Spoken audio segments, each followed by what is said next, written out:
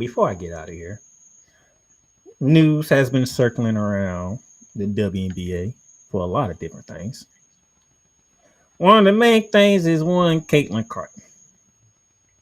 This whole notion that she's the face of the WNBA for a whole bunch of different reasons, depending on what side that you're on. Right. If you're on the Caitlin Clark side, is she's the Steph Curry of the WNBA. If you're on the non-Caitlin Clark side, she's white. I've thought about this long and hard.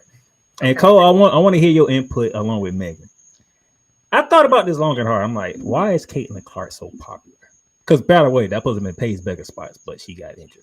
Right. Yeah. And I thought I said, you know what? Maybe her being white has something to do with it. But now that I'm thinking about it, I looked at Paige and I'm looking at WNBA. I'm saying, hold on. Maybe it's because she didn't play at UConn. Anybody think about that? Think Oh, about it. that is a good point. Diana Taurasi, who people called the GOAT, Hmm. was not the face of the WNBA like this. What? Well, I mean, she was. I mean, it's questionable on whether she was the logo or not. I'm talking about the way that Caitlin Clark is like everywhere. It went Diana Taurasi. Sue Bird, Breonna Stewart, like the only person that I have watched win championships in all 4 years of college. She Right. didn't get love like this, like Caitlin Clark has. Right. Maya Moore, who I Right. consider my GOAT of women's basketball, because what Maya Moore did, you cannot deny. Right. You know the thing is, all four of them played on the Genorium. Right. All four of them are champions That's true. in college and professional. Right.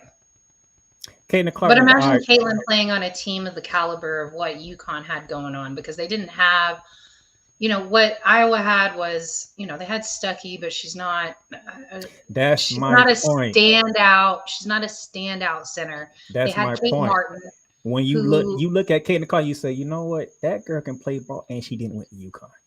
She didn't go to UConn, so she's right, not from that pedigree right, of royalty in college basketball. She came from Iowa. Who the heck is Iowa when it comes to women's basketball? right, right. Agree. No, I think that's a good point. That could be part of the reason. And I think that that's part of the reason why we saw Leah Chavez choose OU over South Carolina, Texas, and Texas Tech was, in order to break records, you got to be a big fish in a small pond. And that's not going to happen at UConn and that's not going to happen at South Carolina.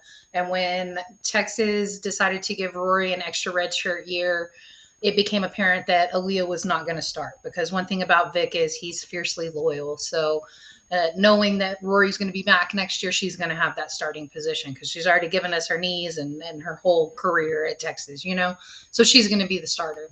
But if you want to break records and that's important to you, starting minutes is going to be important. So, I think she chose a place where she could be a star and be the star to put up those type of numbers. And Caitlin probably did that too. Iowa is home for her. OU is not that far from Aaliyah, and you can still be the superstar of the program. I think that's probably what led to that. And I agree with that last statement a lot. I, I'm just saying because I had to think about it because when it first came out and people were really talking about it, I wasn't really doing my thinking. I sat back and thought, I'm like, you know what? Let me think of all the great players that played in the WNBA. Most of them went to UConn. Right. That's a common denominator. Right. Caitlin Clark did not go to UConn. Right. Yeah. So No, let I me think throw that in there. She didn't go to UConn. She went to Iowa. She brought a Midwest team to prominence in college basketball. absolutely. And Aaliyah will probably do the same thing. I think she can lead them maybe to a Final Four there at OU. I don't think they'll ever win, but she could break records. I don't know that she's going to break Caitlin's record, but Think about it. Juju Watkins played for the USC Trojans. USC Trojan has not been popular in women's basketball since Cheryl Miller. agreed. How long ago we talking? Right. I'm starting to believe that these ladies that are being named Think about it. You got Caitlin Clark, you got Angel Reese. None of them went to UConn. They ain't go to Tennessee either. Right. You got Juju. You got Hannah Hidalgo. You got Fly J. Johnson. The thing about Notre Dame, though, which is why this whole fallout is such a shock, is UConn, or not UConn, Notre Dame has been guard U for 15 years. Like, they've been the school that puts out some of the best guards in the country. You know, you got Skylar, you got all the Mabry sisters. Jewel Lloyd came out of there. Obviously, Hannah's there. Liv was there. Like, there's some big names that have come out of Notre Dame as far as guards. So for them to be included in that is kind of strange. It is. So I'm just saying, maybe it's because they didn't come from the blue blood programs of the women's Maybe game. so. And it's like, we get to see other people shine in different places now. Right. That could be a reason. I'm starting to believe that's one of the reasons why Caitlin Clark is getting the notoriety that she's getting. Right. She's able to play the game that she plays, which is electrifying. And she didn't do it at UConn. She was able to do it somewhere else, but you had to be the person. And Cole's last statement too, I think that's important as well. We didn't have that type of rivalry in the W. I mean, we've had New York versus somebody for a long time. You know, New York had to face up against Houston in the first 4 times that they played in the finals. So while they were a good team, they just ran up against maybe the best team of all time. And since then, you know, we've had the rivalry with New York and Vegas, but they needed this big time rivalry to ignite that popularity. And the same thing happened in the NBA. When they started making money is when Magic and Larry were going at it head to head all the time. People do love Cinderella stories. But I will say this, while we love Cinderella stories, the ratings go down when those perennial teams are not in the finals or at that stage. For example, when the World Series was the Texas Rangers and the Diamondbacks most recently, it had low viewership because it was Cinderella teams, so the market was smaller. I'm just saying. I just want to throw an extra thing in there that people might not have thought about. Right. No, I hadn't thought about that. Maybe because she didn't go to UConn. I mean, Right. And you got to see a different program shine. And it didn't come from Gino Auriemma. Right. As a matter of fact, Gino Auriemma actually pays beggars over Caitlin Clark, which allowed that to happen. Right. He didn't make a bad choice, to be honest with you, though. If Paige when they got hurt, it would have been Paige. It would have been the Paige Becker show. Right. Oh yeah, for sure. But just saying, as you starting to see the names starting to evolve and people starting to notice women's basketball, they're not at UConn. They're spread it out now. Mm-hmm. It is. There's lots of parity. And it's making women's college basketball more exciting.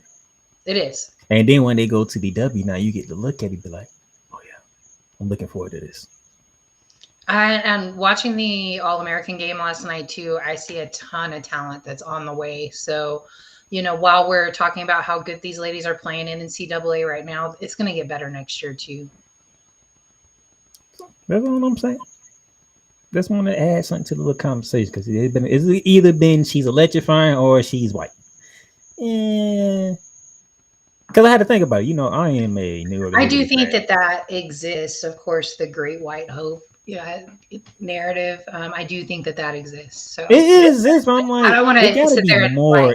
To me, it has had to be more than just that. Because something don't add up right. You got Dana Taurasi, you got Sue Bird, you got Brianna Stewart.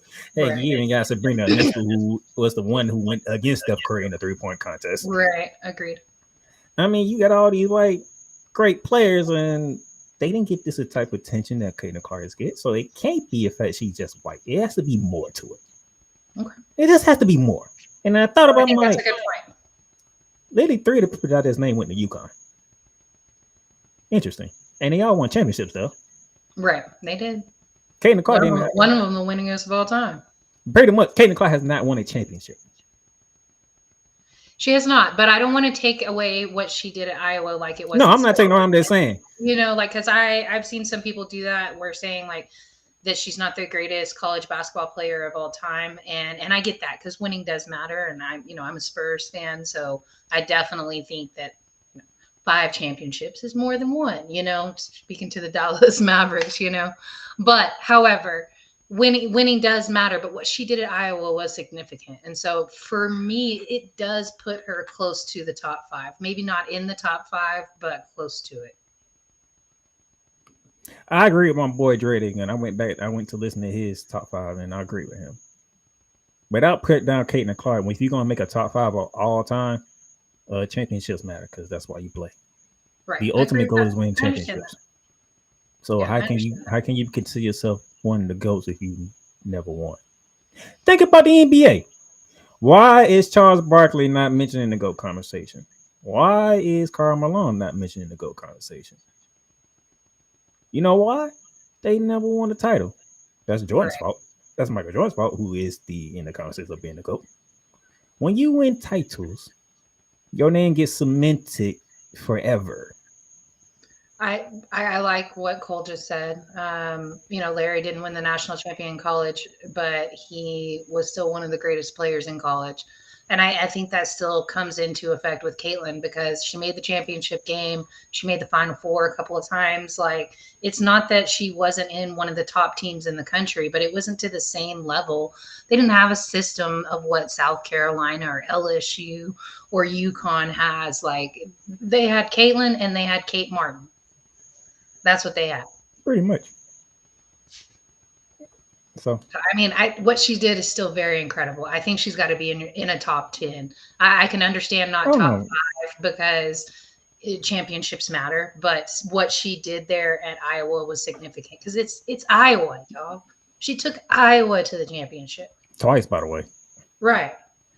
Just having to run into 2 SEC schools. That's what I'm saying. Like, all she had was Kate Martin, y'all, and then Stuckey. That was it.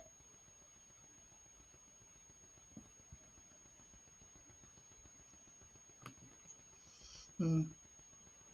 When you talk to basketball aficionados, Bill, what's in the conversation? The fact that the only problem is we got so many people who think they know the game of basketball. They only look at Michael Jordan and LeBron James. Right, yeah. But real basketball people, they bring up Wilt Chamberlain. They bring up Bill Russell. They bring up Kobe Bryant. For sure. I think you got to throw Kareem in there. So that's all I'm saying. That's we want to have an educated conversation around Caitlin Clark and her popularity. I believe it's more than her just being white. I'm not saying her being white doesn't have a part in it, but Right. I think it's more to it than just that. Because I just gave you 3 goats that are white that played in the WNBA did not have this kind of popularity. Right. And the Yeah. common denominator is outside them winning championships in college basketball, they all went to UConn. Right. You And can some look at people don't some. like UConn. You can look at Caitlin Clark. You can look at Angel Reese, and you can look at them. You say, you know what? I like these two. What they have in common? One, they played against each other numerous times, and Caitlin Clark is leading the rivalry. And plus, they didn't go to a blue blood program. LSU is not a blue blood program in the women's college game. Right. Iowa's not a blue blood in the women's college game. Certainly not. Iowa, like Cole said, Iowa's nothing before Caitlin. I mean, that's why I said it's Iowa, y'all. Like, she took them so far. Like, even though they didn't win, and I am not one of the corn people. I'm not one of those irrational Caitlin Clark fans whatsoever. But I don't think you can deny what she did either. So that's all. That's all I'm saying.